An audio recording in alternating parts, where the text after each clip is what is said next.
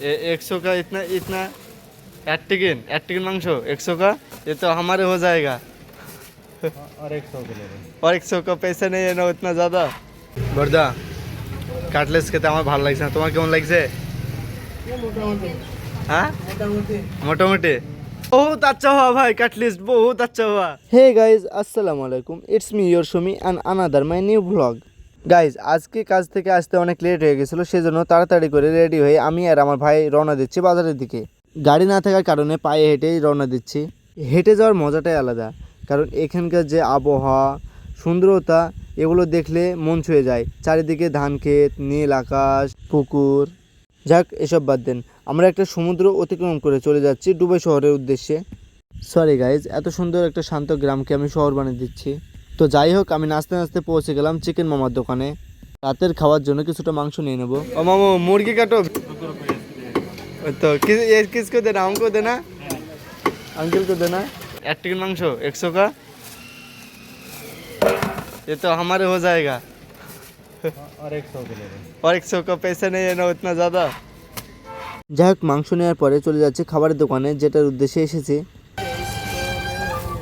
এই তো দেখ, আমি অনেকটা এক্সাইটেড কাটলেস খাওয়ার জন্য, আর আমার ভাইও এক্সাইটেড অনেক। ভাই তো আমার পাগলা হাসি না দেখে কাটলেস তৈরি করে দেখেন।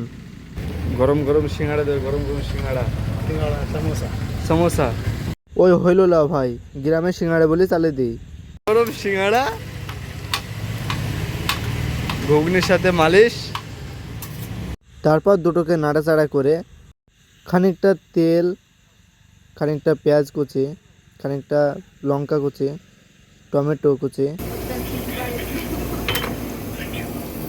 তারপর একটা কোমরে থেকে ছুঁড়ে এসে ফকলা হাসি দিয়ে আমার লজ্জা লেগে দিল। যাই হোক, ওসব বাদ দিয়ে মশলা দিয়ে দেখেন।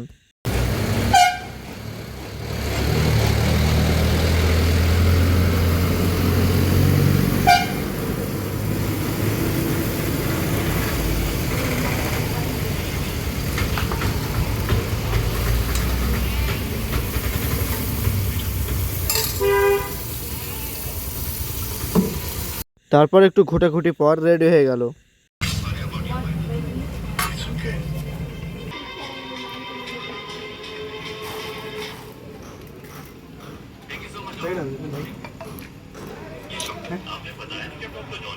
जो मन चाहिए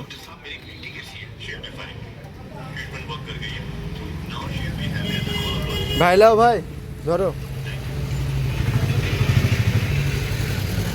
thank you thank you thank you thank you thank you. Cutlet জীবনের প্রথম কাটলেস্ট। বিসমিল্লাহ। তো গরম বিরাট।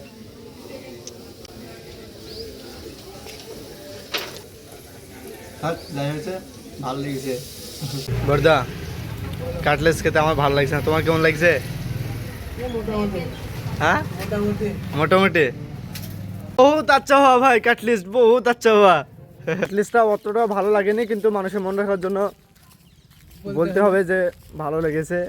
তাহলে কিছু করার নাই, নাহলে ওই লোকটার অনেক মন খারাপ হইতো। তো এই ছিল আজকের ভিডিও। সবাই ভালো থাকেন। রুমে গিয়ে আবার এডিট ফেডিট করতে হবে, বুঝতেই পারছেন। সবাই ভালো থাকেন, সুস্থ থাকেন। আসসালামু আলাইকুম।